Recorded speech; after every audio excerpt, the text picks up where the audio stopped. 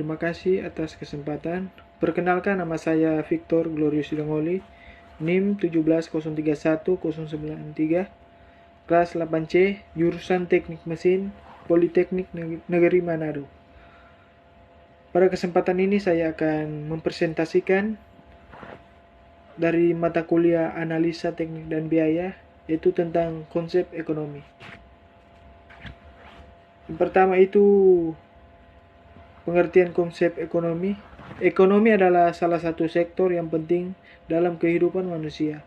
Segala sesuatu yang membuat manusia berinteraksi dan melakukan transaksi dibahas dalam ilmu ekonomi.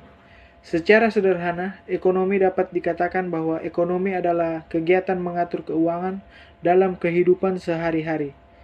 Ekonomi adalah sosial yang mempelajari tentang aktivitas manusia yang berhubungan dengan produksi, distribusi, dan konsumsi terhadap barang dan jasa.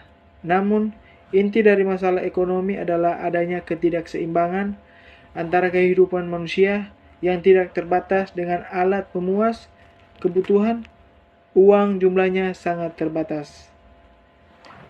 Yang kedua itu ada konsep utama ekonomi. Ada 3, yaitu pertama insentif. Insentif ini merupakan sesuatu yang sangat penting di bidang ekonomi maupun kebijakan ekonomi.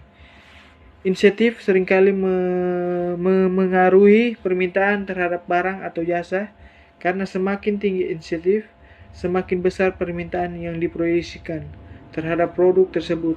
Misalnya, jika Anda mengurangi harga sebatang coklat, maka konsumen diberi insentif untuk membeli lebih banyak coklat, dan akibatnya permintaan terhadap produk tersebut akan lebih tinggi, begitu juga penjualnya.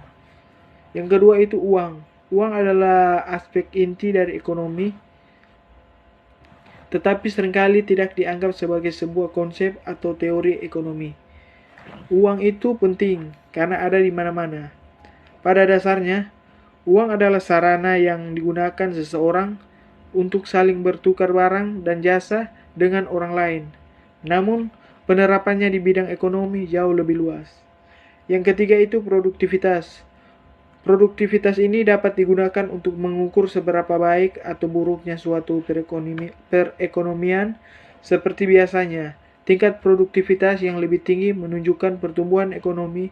Menurut definisi, produktivitas ini diukur dengan seberapa banyak unit yang dikeluarkan untuk setiap unit yang masuk. Yang ketiga itu cabang inti ekonomi lain, yang terdapat dibagi menjadi 2. Yang pertama itu ekonomi makro. Ekonomi makro ini adalah studi ekonomi secara keseluruhan yang berupaya melihat gambaran besar tentang cara operasi pasar keuangan global dan ekonomi lokal.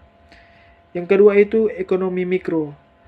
Sederhananya, ekonomi mikro ini adalah kebalikan dari ekonomi makro, yang berusaha untuk memahami bagaimana individu dan perusahaan dapat mempengaruhi ekonomi dan apa yang mendorong para pelaku ekonomi untuk mengambil keputusan yang mereka lakukan.